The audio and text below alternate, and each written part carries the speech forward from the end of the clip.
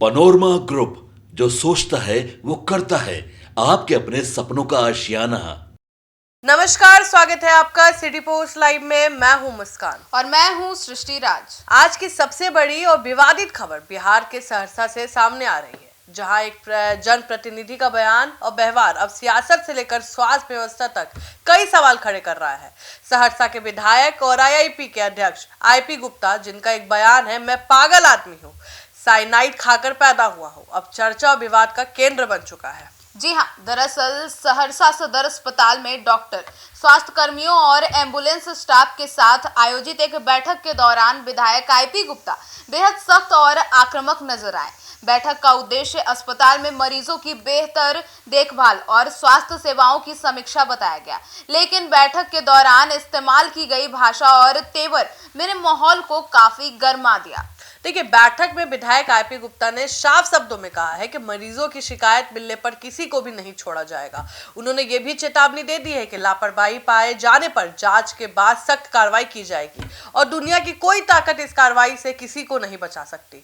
विधायक यही नहीं रुके, उन्होंने स्वास्थ्य कर्मियों को हड़काते हुए कहा कि मैं पागल आदमी हूँ, साइनाइड खा के पैदा हुआ हूँ। अब सवाल यह है कि क्या बयान एक जनप्रतिनिधित्व की शक्ति दर्शाता है या फिर यह लोकतांत्रिक मर्यादा का उल्लंघन है। बैठक के दौरान विधायक आईपी गुप्ता ने मरीजों को रेफर करने की प्रक्रिया पर भी गंभीर सवाल उठाए। उन्होंने कहा कि यदि कोई मरीज गंभीर स्थिति में है और उसे पटना के आईजीएमएस जैसे बड़े अस्पतालों में रेफर किया जाता है तो यह प्रक्रिया पूरी तरह से पारदर्शी होनी चाहिए। बिल्कुल, और विधायक ने चेतावनी देते हुए कहा है कि यदि मरीज को रास्ते में किसी निजी नर्सिंग होम में ले जाने की कोशिश की गई या इसमें एम्बुलेंस ड्राइवर, स्वास्थ्य कर्मी या अन्य स्टाफ की भूमिका पाई गई तो सभी के खिलाफ जांच के बाद सख्त कार्रवाई की जाएगी। उन्होंने साफ कहा है कि मरीजों की सुरक्षा और उनकी इलाज सरकार और प्रशासन की पहली प्राथमिकता है और इसमें किसी भी तरह की लापरवाही बर्दाश्त नहीं की जाएगी। आईपी गुप्ता का कहना है कि उन्हें लगातार आम लोगों से शिकायतें मिल रही थी, इलाज में देरी, मरीजों को अनावश्यक रूप में रेफर करना, एम्बुलेंस सेवाओं में गड़बड़ी और निजी अस्पताल में मिलीभगत के आरोप आए हैं। और इसी शिकायतों के आधार पर उन्होंने सदर अस्पताल में बैठक कर सख्त निर्देश दिए। लेकिन यह पूरे मामले ने एक बड़ा सवाल खड़ा कर दिया कि क्या किसी विधायक को इस तरह डॉक्टरों और स्वास्थ्य कर्मियों को धमकाने का अधिकार है।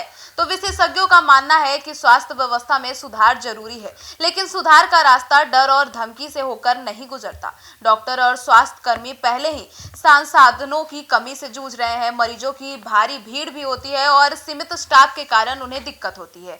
इसके दबाव के कारण ही उनके काम में देरी होते हैं। ऐसे में आक्रामक भाषा और चेतावनी उनके मनोबल को प्रभावित कर सकती है। लेकिन दूसरी ओर जो उनके समर्थक हैं, उनका कहना है कि आईपी गुप्ता का रवैया सख्त जरूर है, लेकिन उनका उद्देश्य मरीजों को बेहतर इलाज दिलाना है।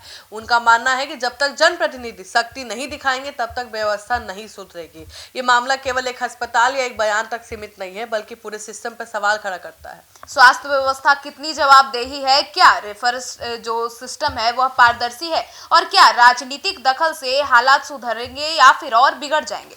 फिलहाल सदर अस्पताल में हुई यह बैठक और विधायक का बयान राजनीतिक गलियारों में लेकर सोशल मीडिया तक चर्चा का विषय बन चुका है। अब देखना यह होगा कि आखिर क्या स्वास्थ्य विभाग इस मामले में कोई आधिकारिक जांच करता है और क्या इस तरह की घटनाओं के बाद सरकारी अस्पतालों में कार्य, सांस्कृतिक और संवाद की दिशा बदलेगी। तब तक के लिए आप बने रहे हमारे साथ। धन्यवाद।